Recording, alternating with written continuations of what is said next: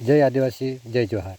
મારું નામ નસુભાઈ કાળુભાઈ તુંબડા, ગામ બોપી, માજી સરપંચ।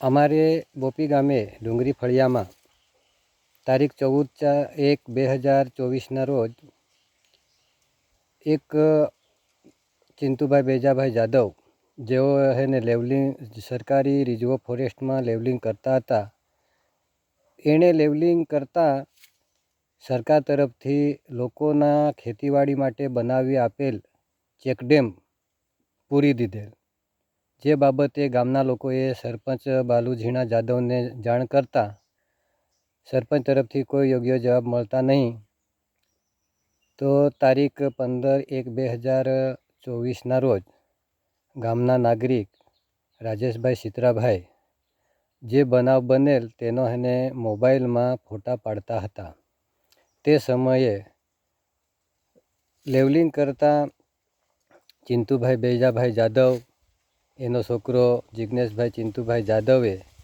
રાજેશભાઈને ધક્કા મૂકીનો માર મારી મોબાઈલ છીનવી લીધેલ। મોબાઈલ માગતા એ લોકોએ જણાવેલ કે અમે મોબાઈલ નહીં આપીએ, તમારાથી થાય તે કરી લે।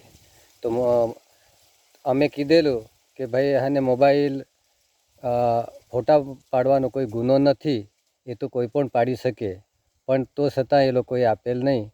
તો તારીખ 15/1/2024ના રોજ ધરમપુર પોલીસ સ્ટેશન ખાતે એક અરજી આપવામાં આવેલ અને પોલીસ તરફથી અમને જણાવેલ કે તમને અમે મોબાઈલ અપાવી દઈશું, પરંતુ તારીખ 15 તારીખે પણ એને મોબાઈલ આપ્યો નહીં।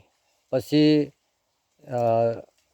16 તારીખે પાછા પોલીસ સ્ટેશને ગયા, પોલીસ સાહેબને અમે મળ્યા, તો પોલીસ સાહેબે કીધું આજે અમે બોલાવતા છે અને તમને અમે મોબાઈલ અપાવીશું, પરંતુ 16 તારીખે 4 વાગ્યા સુધી અમને બેસાડી રાખ્યા, પણ સામેની પાર્ટી આવી નહીં અને છેવટે પોલીસ મિત્રોએ કીધું કે તે લોકો આવવાના નહીં મળે તો તમે ઘરે જાઓ, જ્યારે બોલાવશું ત્યારે આવજો। તો અમે એને 16 તારીખે ઘરે આવ્યા અને આજે એને 17 તારીખ, આજે સદંતર 3 દિવસ થવા આવ્યા, પણ આજ દિન સુધી 3 દિવસ થવા આવ્યા પણ એ રાજેશભાઈને મોબાઈલ પણ મળેલ નહીં અને કોઈ યોગ્ય એને જવાબ પણ મળેલ નહીં। તો અમે બધા એને આગેવાનોને અમે વિનંતી કરીએ કે આ બાબતમાં તમે એને થોડીક અમને સહકાર આપો અને અમને ન્યાય આપો, જેથી કરીને એ ડેમ ખાલી કરી આપે તો 10-15 ખેડૂતોને ભાત પકાવવા માટે કે ભાત રોપણી માટે એમાંથી જે પાણી મળતું હતું એ મળતું થાય, એટલો હેતુથી બધાને વિનંતી છે। તો જય જોહાર।